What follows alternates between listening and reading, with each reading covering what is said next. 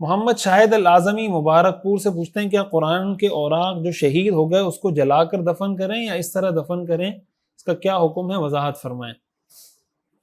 دیکھیں قرآن کریم کے جو اوراق شہید ہو جائیں اس کو جلا کر بھی دفن کیا جا سکتا ہے اور ویسے بھی دفن کیا جا سکتا ہے، تو دونوں طرح اس کو کر سکتے ہیں۔ لیکن ایک بات یہ یاد رکھیں، ہمارے یہاں جس طرح ایک عجیب ماحول بن گیا نا کہ ایک دم کسی کو بھی پکڑ کے کوئی بھی گستاخی کا وہ لگا دیتا ہے،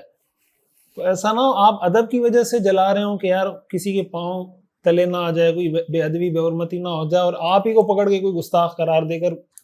وہ کہے کہ یار اسی کو جلا دو۔ تو اس طرح کے جو کام ہوتے ہیں نا اس میں یہ دیکھنا چاہیے کہ فتنہ پیدا نہ ہو جائے، کوئی اور لوگوں کے جذبات مجروح نہ ہو جائیں،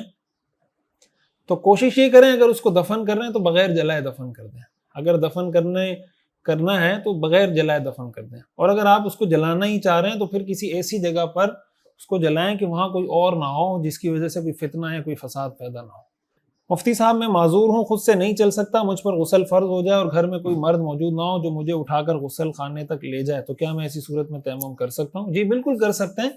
تیمم دو صورتوں میں ہوتا ہے، یا تو پانی نہ ہو یا پانی ہو لیکن آپ استعمال پر قدرت نہ رکھتے ہوں، تو جب آپ استعمال پر قدرت نہیں رکھتے یہ بھی ایسا ہی ہے گویا پانی نہیں ہے، تو آپ بالکل تیمم کر سکتے ہیں۔ لیکن اگر ایسا ہو کہ آپ کو امید ہو کہ یار نماز کا ٹائم ابھی ہے، کوئی آ جائے گا جو اتنی دیر میں مجھے لے جائے گا، پھر تھوڑا انتظار کر لیں، کوئی آ جائے تو آپ غسل کر لیں اس کے بعد نماز پڑھ لیں۔ لیکن اگر نماز کا وقت ہی نکل رہا ہے اور کوئی نہیں ہے تو پھر آپ تیمم کر کے نماز پڑھ سکتے ہیں۔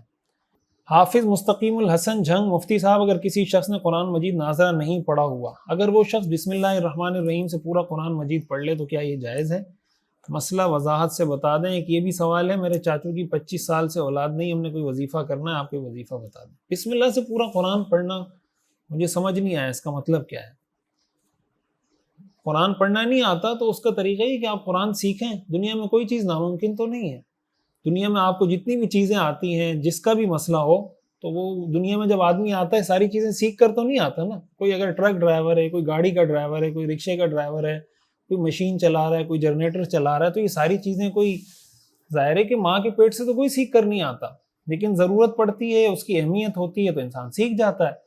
تو قرآن کی اہمیت دل میں پیدا کریں، ایک مسلمان ہو اس کو ناظرہ قرآن کریم پڑھنا نہ آتا ہو، یہ اس کے لیے عار کی بات ہے، اس کے لیے شرم کی بات ہے، اور یہ قرآن کریم سے اور دین کے علم سے ایسی لا تعلقی ہمارا ایک سمجھے اجتماعی جرم بنتا جا رہا ہے، بحیثیت قوم بحیثیت امت ہمارا اجتماعی جرم بنتا جا رہا ہے، اور ہم اس گناہ کو گناہ ہی نہیں سمجھتے کہ یار ہم قرآن سے دور ہیں، قرآن سے ہمارا تعلق نہیں ہے، دین کو ہم سمجھتے نہیں، قرآن کو ہم سمجھتے نہیں،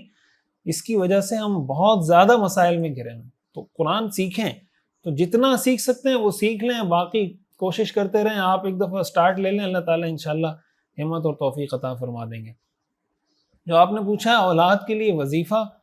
قرآن کریم میں اللہ تعالیٰ نے بہت سارے انبیاء کی دعائیں ذکر کی ہیں، حضرت زکریا علیہ السلام کی دعا موجود ہے، حضرت ابراہیم علیہ السلام کی دعا موجود ہے،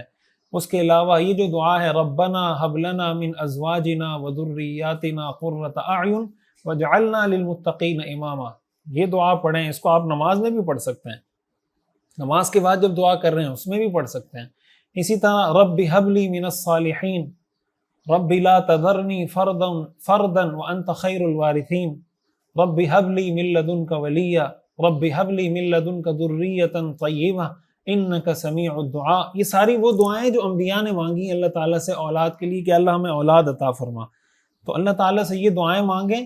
اور اپنی زبان میں بھی مانگیں، دعا کا اہتمام کریں، تو اللہ تعالیٰ، ہم بھی دعا کرتے ہیں اللہ تعالیٰ آپ کو نیک صالح اولاد عطا فرمائے اور آپ کی آنکھوں کو اللہ تعالیٰ ٹھنڈا فرمائے، آپ کے چچا کا جو بھی جن کا بھی مسئلہ ہے۔